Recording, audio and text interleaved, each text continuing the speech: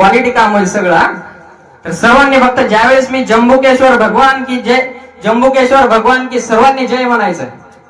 करताना सगळेजण सा म्हणा ना असं. तर बघा